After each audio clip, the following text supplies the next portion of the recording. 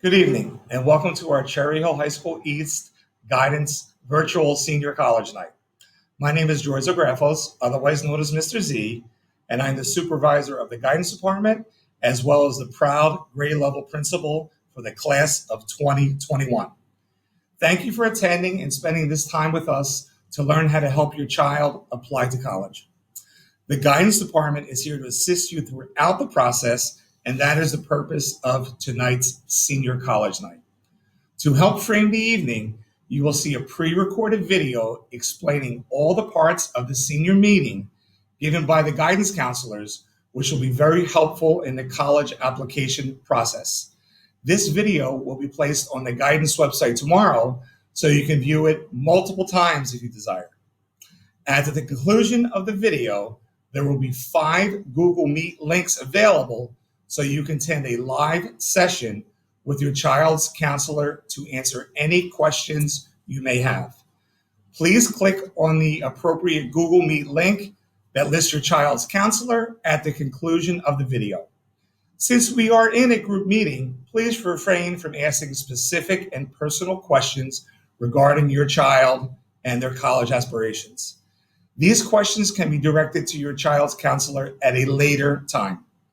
We will also offer another live Google Meet time during the day with the counselors in case someone either wasn't able to attend tonight's presentation, or if you would just like to sit in on another live Google Meet presentation for more information.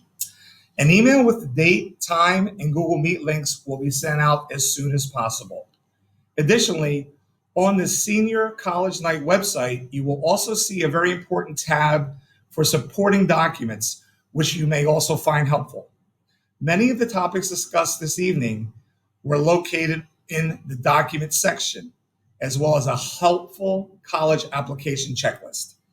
Thank you for attending, and I wish all of the students and parents the best of luck as you navigate through the college application process. It is a lot of fun. Please feel free to contact your student's counselor with any questions or if you need further assistance. I hope you enjoy the evening, and thank you again for attending. Hi, this is Darren Galmo, one of the counselors at Cherry Hill East, and I'm here tonight to walk you through our virtual senior meeting, or at least parts of the virtual senior meeting. So what you should see in front of you is the senior meeting document that was emailed to you prior to tonight, and we're basically going to go through this entire document in order and explain everything and give you everything you need to know about the important senior meeting information. So first and foremost, you'll notice the first bullet point there, transcript verification. If you haven't already received your transcript from your counselor, you will be receiving it soon. And the thing that you need to do is check over your transcript, make sure everything looks accurate and up to date, and then acknowledge that accuracy by signing off on it in the Google form that was linked in the email. Once every senior has done that, and it is required of every senior to do, once every senior has done that, then GPA and rank can become official, and we can start sending transcripts soon after that to colleges. So please make sure you verify and sign off on your transcript through the Google form. And that leads us to the second bullet point there, which will then allow us to update your GPA and make your class rank official.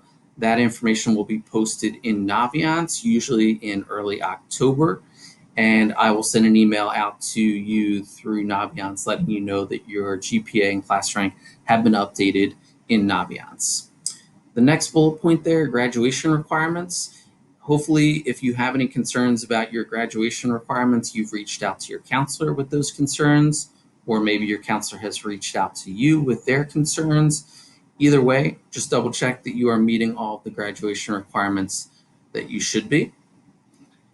And now getting into the most important part of the night here with starting off with the Common Application. So everyone should basically be using the Common App for a good majority of their applications. So the Common App is, and I'll switch over tabs here so you can follow along with me. So the Common App is one of the largest application vehicles out there. It's accepted at over 900 colleges currently. And so if you are applying to a college and multiple colleges, chances are that college or those colleges are on the Common App and accepted by the Common App. So Common App is designed to save you time. You fill out the application once and you can submit it to up to 20 colleges if you so choose. So when you go to the Common App website, you'll be greeted with this page here. You're going to need to create an account by clicking on that Create Account button. And then it's going to walk you through some steps here. You are a first-year student. And then you're going to fill in all the required information. Notice the red star or the red asterisk here indicates required questions. So you can't move on without completing those required questions. The same thing is true throughout the entire Common App. Anything that is required is indicated with a red star or asterisk. So you'll fill in this information here, email, password. Make sure you save that password somewhere because it's a long and complicated one. Basic information, name, date of birth, address, all that good stuff. And you'll also have to check off you understand their privacy policy and their terms of use, and then you'll hit create an account. That then leads you into the Common App homepage, which will look something similar to this. And the Common App tab, you'll see all these 5 tabs up here. The Common App tab is the main application tab where you'll complete all of your demographic information. These are all the different subsections indicated on the Common App: your profile, your family information, education, testing, activities, writing, and courses and grades. So if you'll notice here, I have a green check mark next to the education section here. And basically you're shooting for all green check marks all on that left-hand side.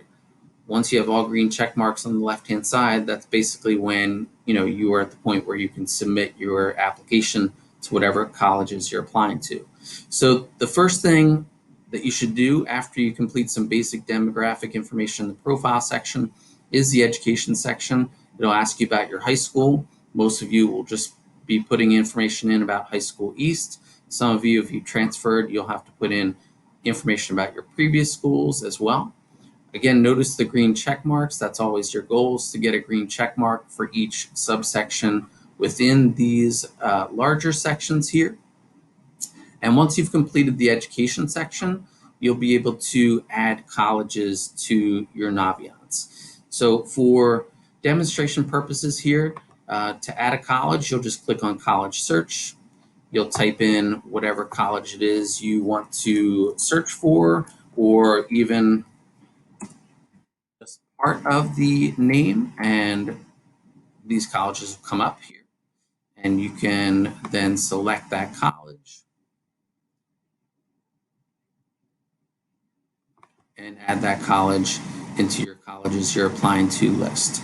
So once you have some colleges, or at least one college in your colleges you're applying to list, you'll click on one of those colleges. And I'm going to show you one of the most important parts of the Common App, and sometimes one of the trickiest parts of the Common App, and that is the recommenders and FERPA section.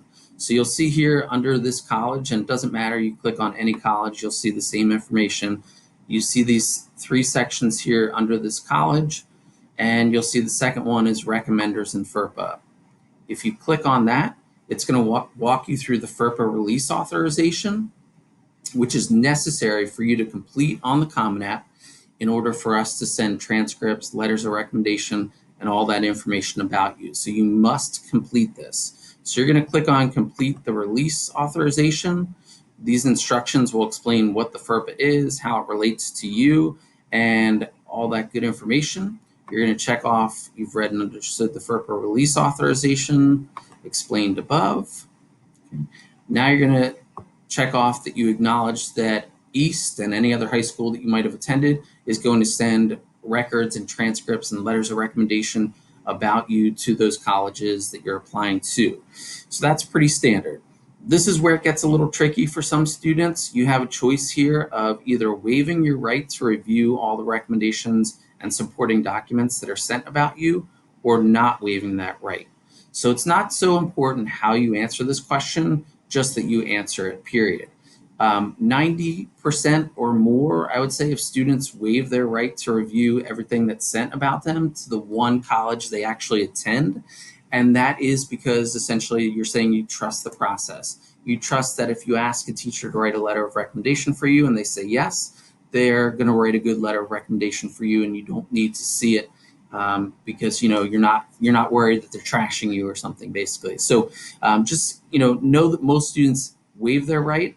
Just be aware of the fact that if you choose to not waive your right, then you'll have to answer this additional question here saying I've chosen not to waive my right, and I understand that that decision may lead my counselors or teachers to decline to write recommendations on my behalf. Honestly, I've never seen or heard of that happen, even if you chose to not waive your right. So, I don't think that's anything you have to worry about. But again, you just have to answer you either waive your right or don't waive your right. And then you just have to check off that you understand that this waiver or no waiver applies to all the colleges that you apply to. So basically, you only have to do the FERPA release once. You'll digitally sign by putting your name here, put the date, and then hit save and close. And that is the end of the FERPA release authorization. Super important that you do it. Super important that you answer each part of those things that you have to answer. And then once you've done the FERPA release authorization, which again allows us to send your transcripts and letters of recommendation to colleges, you'll be able to log into Naviance and link your Common App with your Naviance account. And that is what Mr. Figueroa is going to talk to you about next.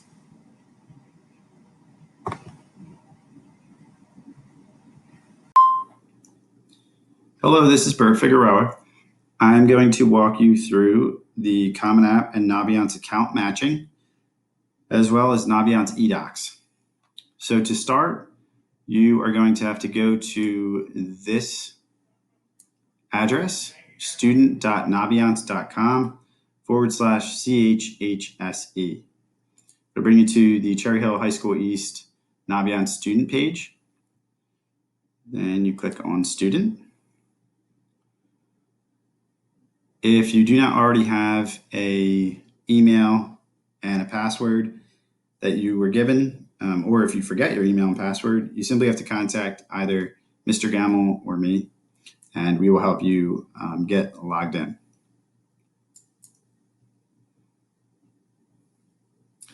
So when we hit continue, it brings us to our student page, and this is our fake student, known as Not Real. So the first step that we need to do in matching Common App with Naviance is to click on colleges I'm applying to.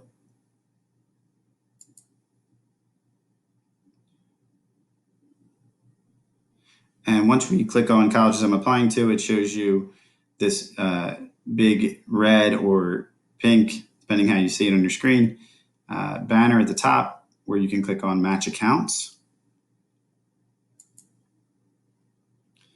Once you click on Match Accounts, it brings you to this page, and you scroll all the way to the bottom, and you would input your Common App email address. So essentially, it's the email address that you used for the Common application. Put that in, then you would put in your date of birth. You either type it in or you can click on the pop-up window. And once you fill that out, then you would click Match Accounts, and it should match your accounts. Again, if you have any issues with your account matching, you can reach out to your counselor, and any of us should be able to help you problem solve in order to match your account. Okay, so the next thing I'm going to walk you through are just the Naviance eDocs. And it's important to note that all colleges to which you're applying must be listed in your Naviance account. So that's self-reported colleges or snail mail colleges, Common App colleges, any college that you're applying to has to be listed in your Naviance account, because this is the only way that we know that you've officially applied to that college, and then we know to send your transcript to that college. So in order to add colleges, you simply click this plus button at the top right of your screen. you can either type in the college or search from these drop down. It's much easier to type in. And usually when you're looking for colleges, less is more. So if I'm looking for a college that has Florida in its name, it's better just to type in Florida.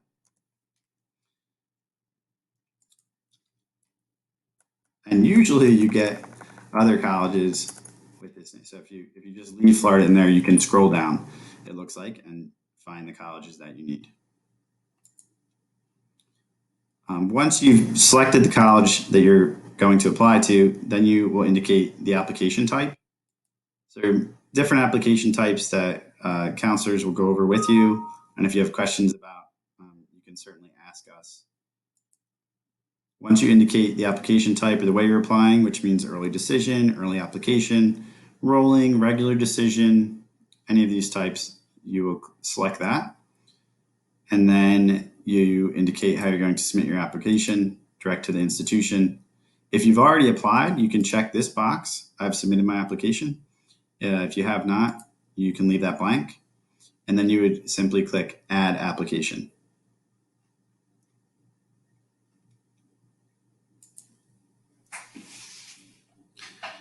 As you can see, our fake student here has a bunch of different colleges listed in their application list, their colleges list. And this gives us the other information we need as far as to which colleges are applying, the due dates for the applications, whether or not students already applied, whether or not they're requesting transcripts, etc. So hopefully this helped you get started with matching your accounts, as well as adding colleges to Naviance. Thanks so much.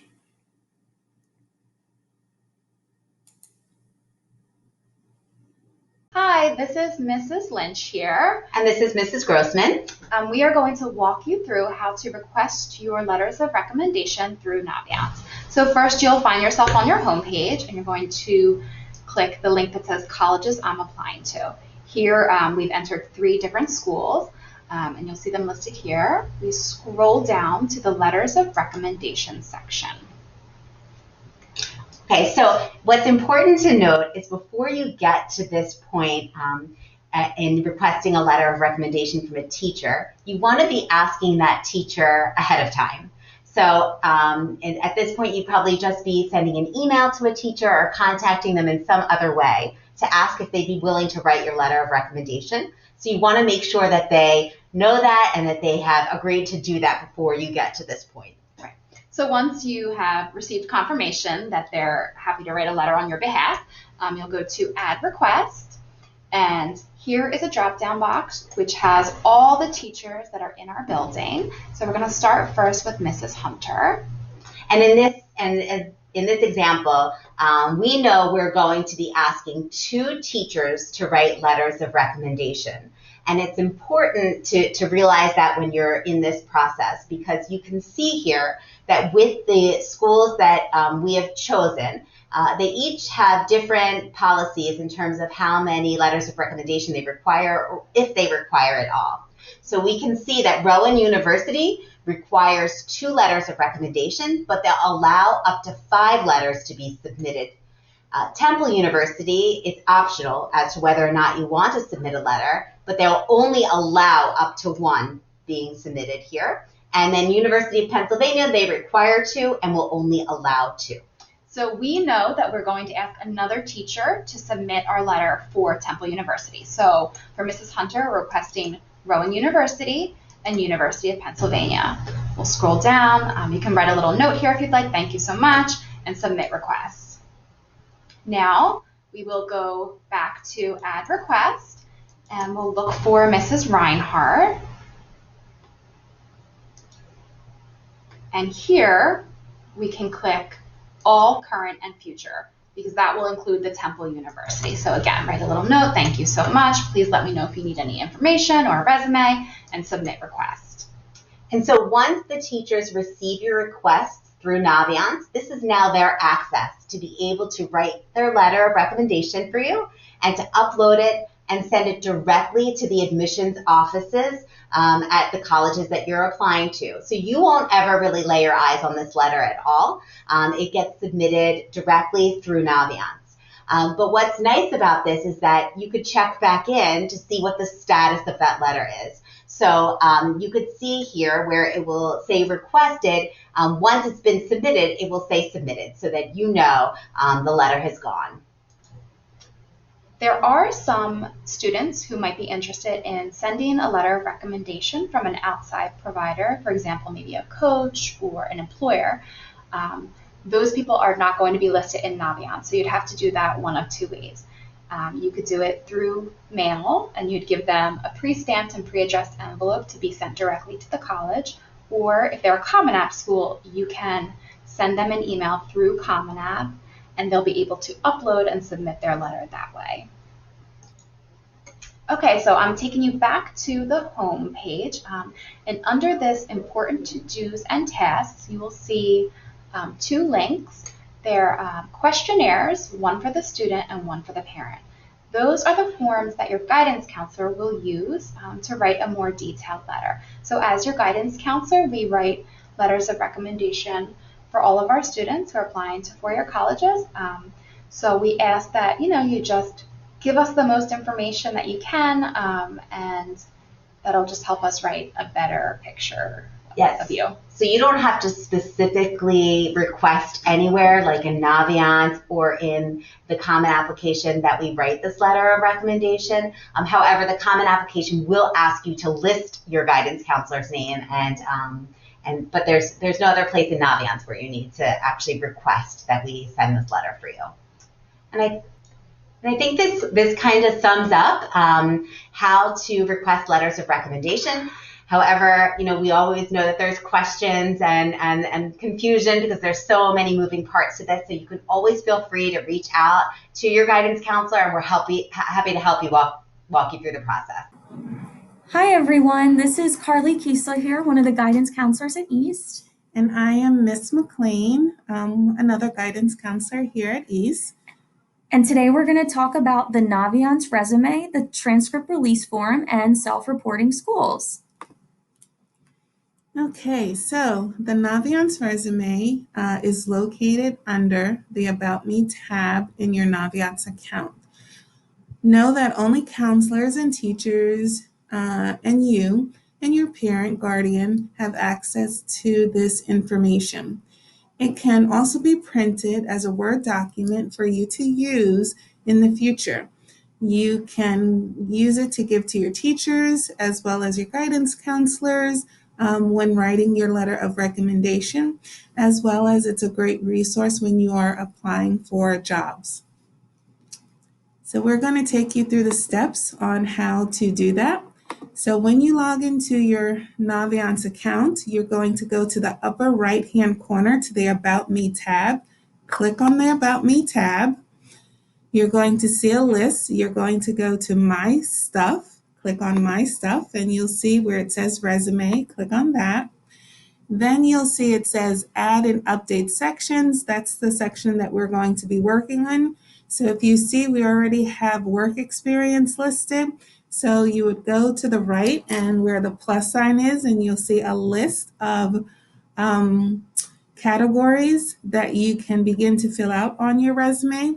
Objective and work experience, education, volunteer, extracurricular, awards, athletic achievement. So we already filled out the work experience. Right now we're going to show you how to fill out athletic achievement. So you would write, let's say, swimming,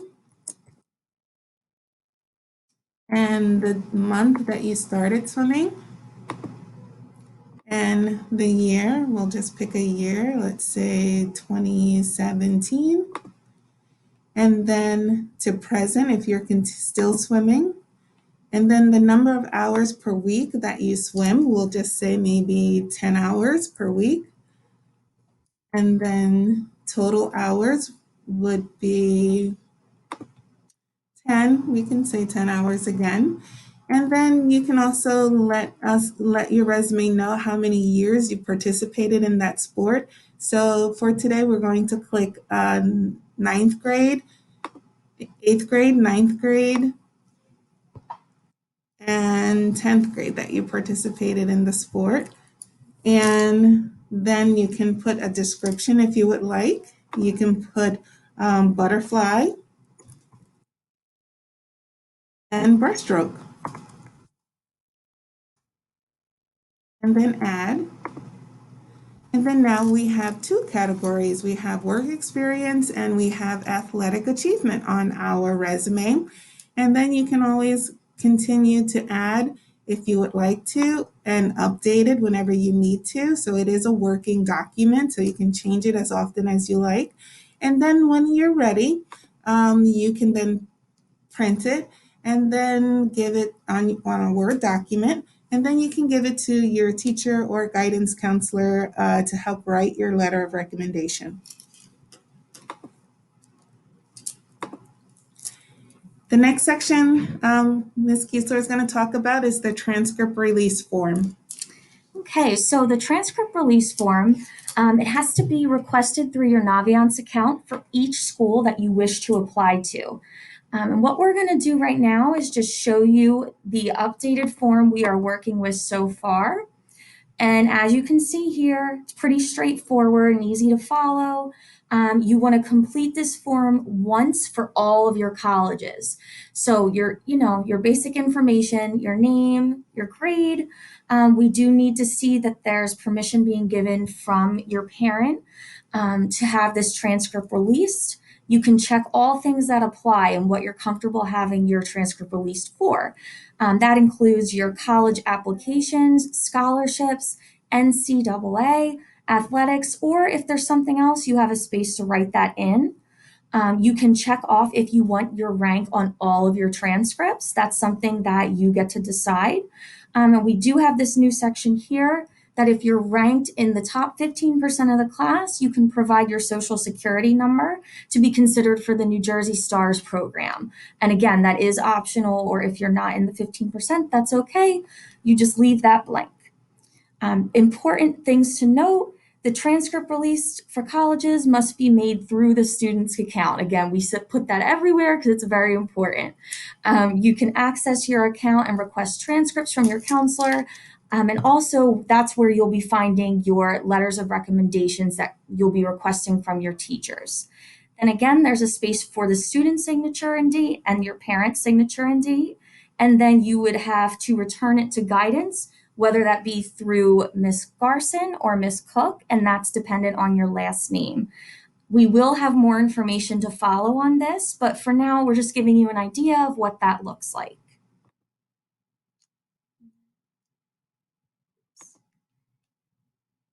And the last section we're here to talk about is self-reporting schools. So for self-reporting colleges and coalition applications, we provided the website here for you to see.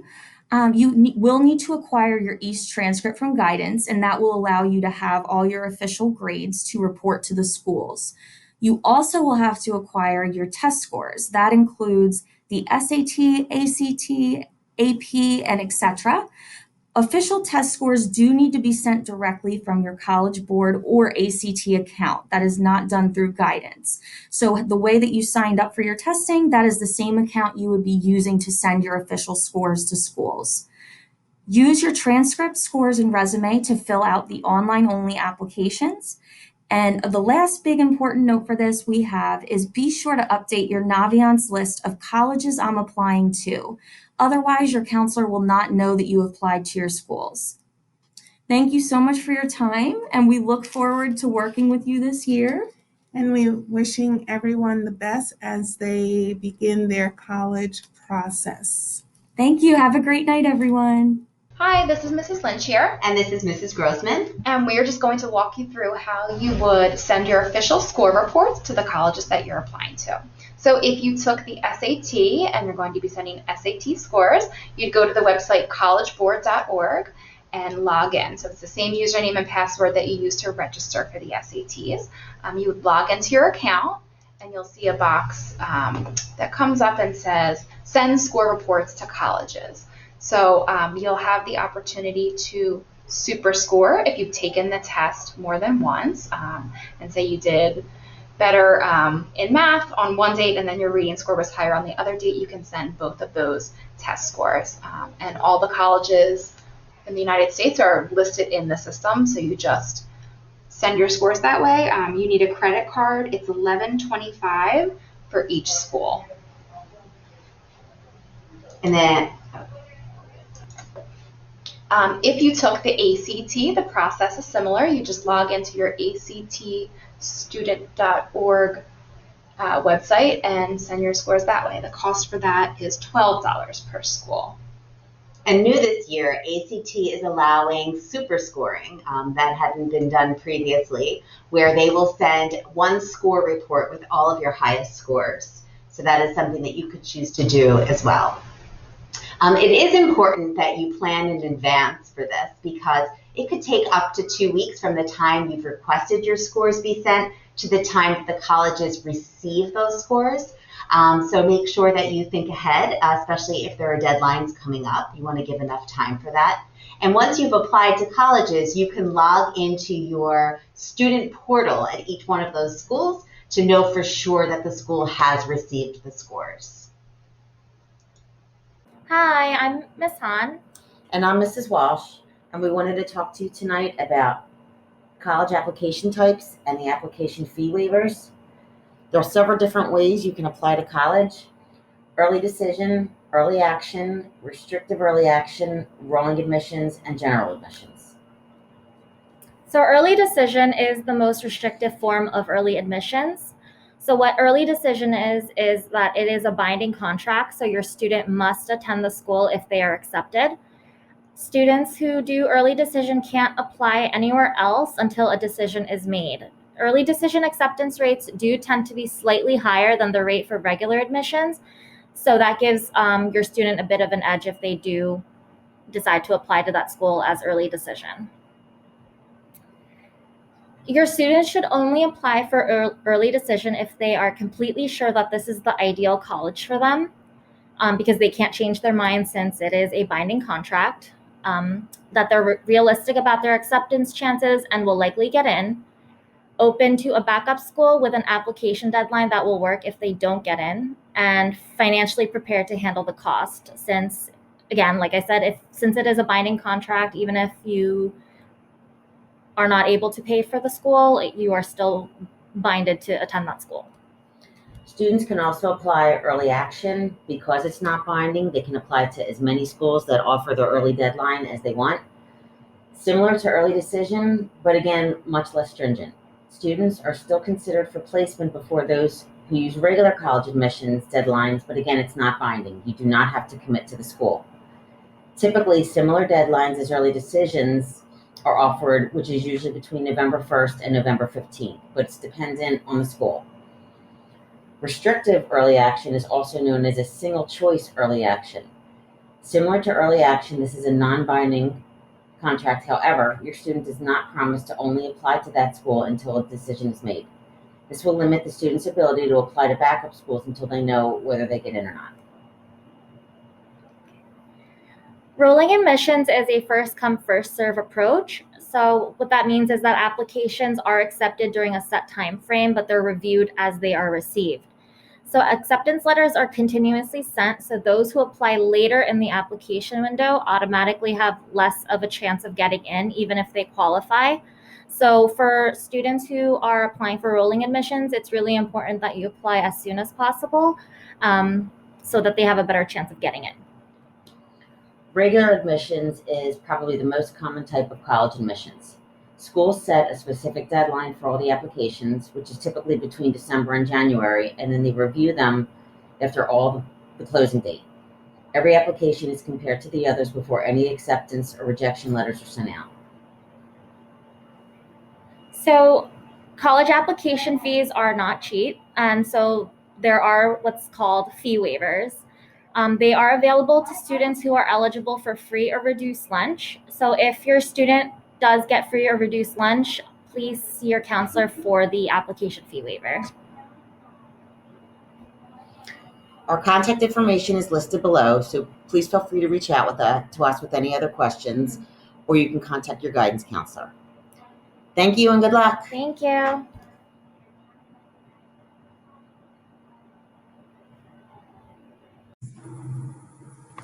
Hello, this is Mrs. Schuman. I'm one of the guidance counselors here at East. And the first thing I want to talk about is the FAFSA, which is the free application for federal student aid.